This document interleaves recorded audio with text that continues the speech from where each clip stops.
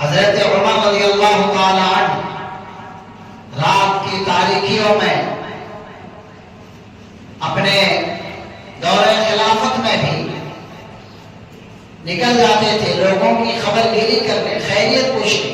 ایک رات حضرت عمر رضی اللہ تعالی عنہ نکل گئے اور دیکھا کہ ایک گھر ہے جس میں ہانڈی پک رہی ہے، دھواں نکل رہا ہے، اسی گھر میں بچے چیخ و پکار مچا رہے ہیں، بچے چیخ رہے ہیں، پکار رہے ہیں، چلا رہے ہیں۔ حضرت عمر گھر کے اندر داخل ہوتے ہیں اجازت لے کر۔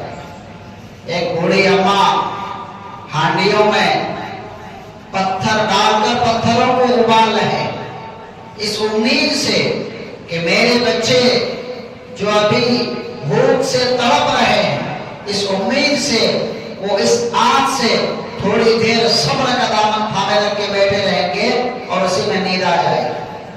گھر میں کھانے کو کچھ نہیں، پکانے کو کچھ نہیں۔ حضرت عمر رضی اللہ عنہ نے پوچھا، اماں کھانا پک رہا ہے، بچے رو رہے ہیں، آخر ایسا کیوں ہے؟ اماں نے مکمل کہانی بتائی اور کہا کہ اس وجہ سے ہے کہ میں 3 دن سے بھوکی ہوں اور میں ناراض ہوں عمر سے، میں ناراض ہوں عمر سے، میں عمر کی جان پر ہوں، عمر سے ناراض ہوں میں۔ حضرت عمر کو نہیں معلوم کہ حضرت عمر ہے۔ حضرت عمر پوچھتی ہیں، اماں جان ہوا کیا ہے، قصہ کیا ہے؟ اماں جان بیان کرتی ہیں کہ میں ایک بیوہ عورت ہوں، میرے گھر میں کھانے کو کچھ نہیں ہے، 3 دن سے کچھ نہیں پکا ہے، بچے بھوک سے تڑپ رہے ہیں۔ حضرت عمر کی آنکھوں میں آنسو آ گئے۔ حضرت عمر وہیں سے ارادہ کرتے ہیں اور فوراً گھر تشریف لاتے ہیں اور بیت المال سے، اور وہ جو اماں جان یہ بھی کہتی ہیں میرے اوپر 25 دینار کا قرضہ بھی ہے، میں محفوظ بھی، اپنے گھر سے وہ 25 دینار بھی لیتے ہیں اور جتنے بھی راشن کے سامان تھے، دال چاول گھی ہلدی مرچ جو بھی اس وقت کے جو بھی سامان تھے، ایک تھیلی پر رکھتے ہیں، ایک تھیلی پر رکھ کر اپنے کندھے پر لاد کر اس کو لے کر چلنے کی ارادے سے چلتے ہیں، اور جیسے ہی وہاں سے آگے بڑھتے ہیں حضرت عمر رضی اللہ عنہ کا خادم دیکھ لیتا ہے۔ حضرت عمر رضی اللہ عنہ کا خادم دیکھ کر کہتا، حضرت یہ محمد دے دے۔ حضرت عمر اپنے خادم سے کہتے ہیں، تم یہ وعدہ کرو کہ اگر آج میرے کندھے کا اگر بوجھ تم نے اٹھا لیا تو کل قیامت کے دن بھی میرے بوجھ کو اٹھاؤ گے، وعدہ کرو۔ خادم نے کہا، نہیں، میں قیامت کے دن بوجھ آپ کا نہیں اٹھا سکتا۔ حضرت عمر خود اپنے کندھے پر لاد کر، خود اپنے کندھے پر ڈال کر سامان اس بوڑھی اماں کو دیتے ہیں۔ اماں کھانا پکانا اسٹارٹ کرتی ہے، وہ بچے ایسے بلک رہے تھے، ایسے رو رہے تھے۔ حضرت عمر چھوٹے بچے بن کر، چھوٹے بچوں کی طرح حرکت کر کے اور بچوں کے چہرے پر خوشی پیدا کرنا چاہتے ہیں، ہنسانا چاہتے ہیں، اپنے دل میں تصور کر رہے ہیں، اے عمر تم نے ان بچوں کو کافر بلایا ہے، اب ذمہ داری ہے کہ ان بچوں کو ہنساؤ۔ اماں کھانا بنا رہی ہے، حضرت عمر بچوں کو ہنسانے کی کوشش میں ہیں، فکر کر رہے ہیں۔ اماں جان سے پوچھتے ہیں، اماں جان وہ عمر جس کے بارے میں آپ کہتے ہیں کہ میں ناراض ہوں، عمر کو کیا پتا کہ آپ کے گھر میں 3 دن سے کھانا نہیں؟ یہ خبر دینے والا کون ہے؟ یہ بات حضرت عمر کو کیسے معلوم ہوگی کہ آپ کے گھر میں 3 دن سے چولہا نہیں جلا، 3 دن سے کچھ پکا نہیں ہے؟ بوڑھی اماں جواب دیتی ہیں کہ بیٹا، اگر عمر کو معلوم نہیں ہے کہ میرے گھر میں کھانا نہیں پکا، میرے گھر کے حالات اگر عمر کو معلوم نہیں ہے تو اس کو حکمرانی چھوڑ دینی چاہیے، اس کو اپنے تخت و تاج چھوڑ دینا چاہیے، جس منصب پر وہ فائز ہیں وہ منصب چھوڑ دینی چاہیے۔ اللہ، ایک لیڈر کو کہہ رہے ہیں، ایک لیڈر کے پورے محلے کی خبر ہونی چاہیے۔ دیکھو حضرت عمر رضی اللہ عنہ کو عدل و انصاف کا پیمانہ ہے۔ کھانا پکنے کے بعد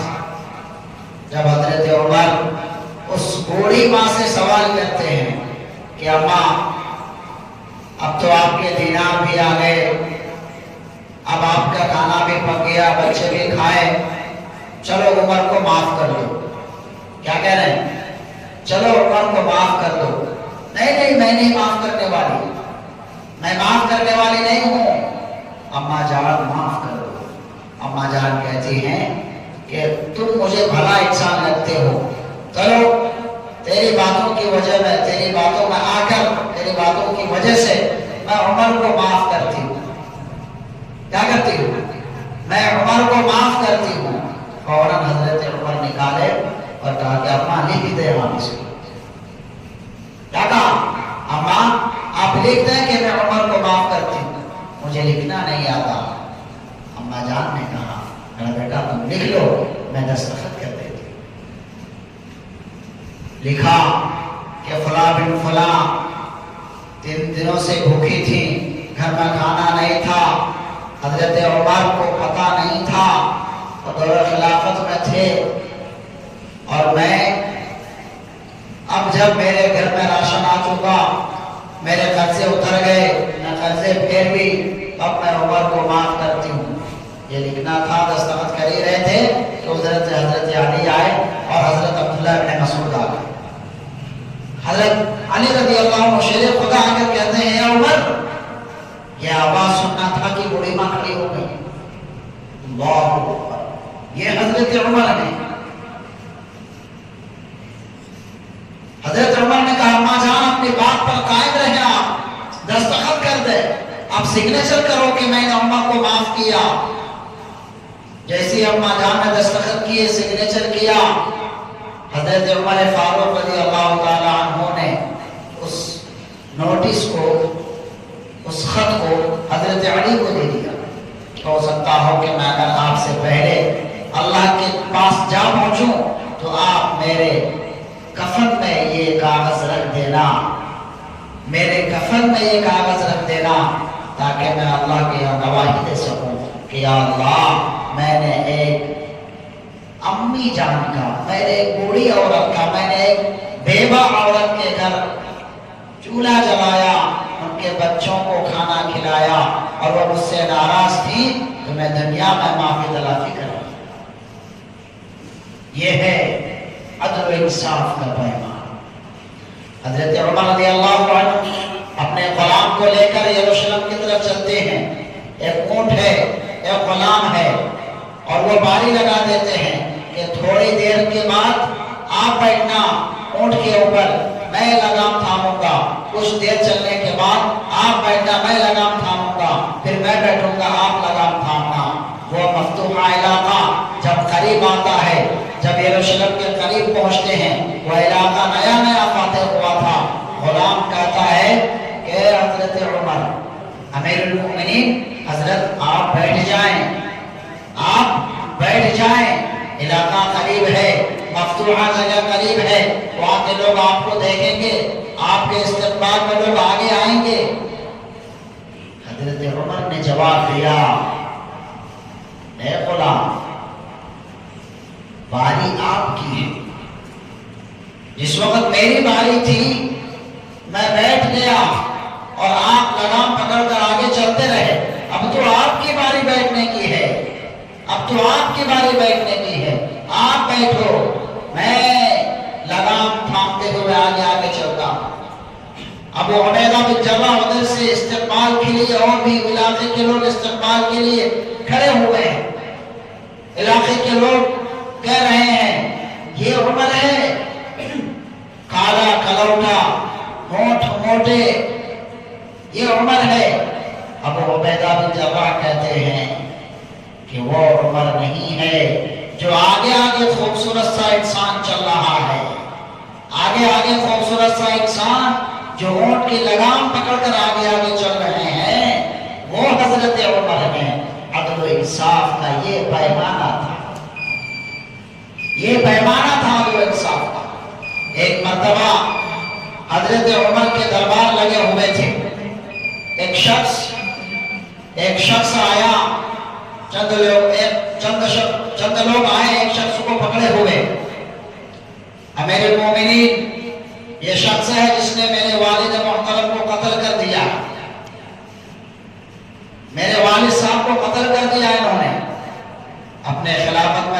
ہوئے حضرت عمر نے مکمل بات سنی اور سننے کے بعد اس شخص کے بارے میں پھانسی کا پیغام جاری کر دیا. اس شخص کو پھانسی ہوگی گناہ کو ثابت کر کے اس کو مجرم قرار دے دیا. وہ شخص جس کے بارے میں حکم ہو چکا کہ اسے پھانسی ہوگی، وہ مجمع میں کھڑے ہو کر حضرت عمر کا دربار لگا ہوا ہے. مجمع میں کھڑے ہو کر حضرت عمر سے کہتے ہیں امیر المؤمنین مجھے 3 دن کی مہلت دے دیجیے. کیا کہتے ہیں؟ مجھے 3 دن کی مہلت دیجیے. میرے پاس ایک شخص ہے، اس کی رقم میرے پاس موجود ہے. اگر میں یہاں ختم ہو جاؤں، مر جاؤں تو اس کی رقم میرے پاس ہی رہ جائے گی. میں اس کو رقم ادا نہیں کر سکتا. اس کے رقم میرے پاس ہے. آپ مجھ کو 3 دن کی مہلت دیں گے تو میں ان پیسوں کو ان تک پہنچا دوں گا. حضرت عمر اس دربار میں پوچھتے ہیں بتاؤ کون اس شخص کی ضمانت لیتا ہے؟ کوئی ضمانت لیتا ہے؟ وہ اجنبی شخص ہے. کیسا ہے؟ اجنبی شخص ہے. کوئی کسی کو نہیں جانتے، اس شخص کو کوئی نہیں جانتا. ادھر سے حضرت ابو ذر غفاری کھڑے ہوتے ہیں اور کہتے ہیں کہ امیر المؤمنین میں اس شخص کی ضمانت لیتا ہوں کہ آپ اسے چھوڑ دیں، 3 دن کی مہلت دے دیں. بتایا گیا کہ اگر 3 دن کے بعد وہ نہیں ملا یہ گناہ آپ پر صادق ہو جائے گا، آپ مجرم ہو جائیں گے. حضرت ابو ذر غفاری نے ضمانت لی اور ان کو چھوڑ دیا گیا. وہ شخص گیا اور جانے کے بعد اپنے رقم کو ادا کیے. 3 دن ہو گئے. اب 3 دن ہو گئے، وقت قریب آ چکا پھانسی کا. حضرت ابو ذر غفاری سے لوگوں نے کہا کہ آپ ایک اجنبی شخص کی ضمانت دے لی جس کو آپ جانتے نہیں اور اس کو معلوم ہے کہ میری موت کا وقت قریب ہے، مجھے پھانسی دے دیا جائے گا. وہ بہانے کر کے نکل گیا. اب کیا ہوگا؟ حضرت ابو ذر غفاری نے کہا کہ وہ پھانسی کا پھندا میرے گلے میں ڈال دو، میں مرنے تیار ہوں. میں وہ پھانسی کا پھندا اپنے گلے پر ڈالوں گا. کچھ عرصے کے بعد ایک دھول سا دکھائی دیا اور جب دھول گرد و غبار صاف ہوئے تو وہ شخص آتا ہوا دکھائی دیا. حضرت عمر کے دربار لگے ہوئے تھے. دربار میں آ کر عرض کرتا ہے امیر المؤمنین میں حاضر ہوں. امیر المؤمنین میں حاضر ہوں اور میں نے ان کے والد محترم کو اس لیے قتل کیا تھا کہ میں اپنی اونٹنی کو لے کر جا رہا تھا. دیکھا کہ راستے میں سبز ہرے بھرے کھیت ہیں، میرے اونٹنی نے کھا لیا. اس نے ایسا پتھر مارا میری اونٹنی کو، اس کی آنکھ نکال دی. مجھ کو بڑا غصہ آیا، میں بھی اسی پتھر سے اس گڈے پر حملہ کر دیا اور وہ ضرب ایسا لگا کہ اس کی موت ہو گئی. اس کی موت ہو گئی.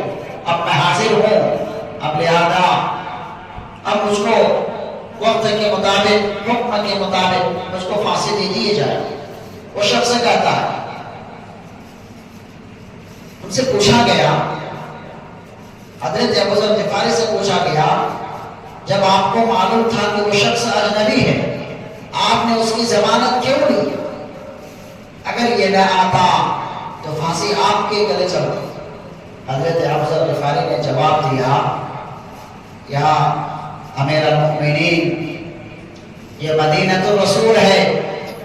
وہ کل کہیں جا کر کہتا کہ میں شہر مدینہ تھا، دربار نبی پر پہنچا ہوا تھا، مدینے کے شہر میں پہنچا ہوا تھا، میں اجنبی تھا، میں 3 دن کی ضمانت مانگ رہا تھا نبی کے شہر میں، لیکن مجھے ضمانت دینے والا کوئی شخص نبی کے شہر میں موجود نہیں تھا، اس لیے میں اس کو ضمانت دے دی کہ نبی کا شہر میں ایسے لوگ بھی ہیں جو اجنبیوں کو بھی ضمانت دیتے ہیں. پھر ان سے پوچھا گیا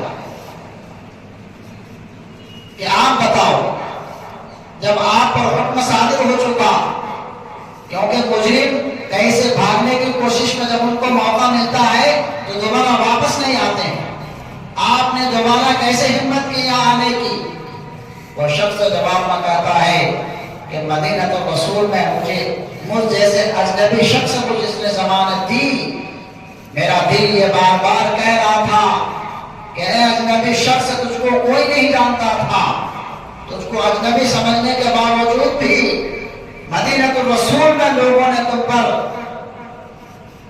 تم کو ضمانت دی، اچھا گمان رکھا، اگر میں نہیں آتا کل قیامت کے دن تک اجنبیوں پر بھروسہ کرنے والا اس دنیا میں کوئی شخص نہیں ہوتا، اس لیے میں آیا ہوں کیا تاکہ لوگ اجنبیوں پر بھروسہ کریں، یقین کریں، اس کو ضمانت دے وقت کے مطابق اگر کہیں ایسی ضرورت پیش آتی ہے۔ تو وہ شخص جن کے والد محترم کا انتقال ہوا تھا، جو شکایتیں لے کر حضرت عمر کے پاس آیا تھا، وہ شخص کہنے لگا یا امیر المؤمنین، یہ سارے کالک اپنے سر پر نہیں لینا چاہتا، میں نے اپنے والد محترم کے قاتل کو معاف کیا، جان تجھ کو معاف کرتا ہوں، یا اللہ آپ ہی اس کو معاف کر دو۔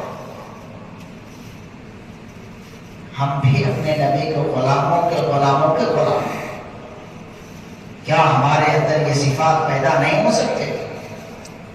کیا ہمارے اندر یہ کیفیات پیدا نہیں ہو سکتے؟ کیا یہ واقعات صرف اس لیے ہے کہ ہم سنیں، ہم خوش ہو جائیں، کام خوش ہو جائے، ایک واقعہ معلوم ہو گیا؟ اس سے ہمیں اور آپ کو سبق لینا ہے اور وہ کیفیت ہمیں اپنے اندر پیدا کرنی ہے۔ اللہ تبارک و تعالی ہمیں اور آپ کو ان باتوں پر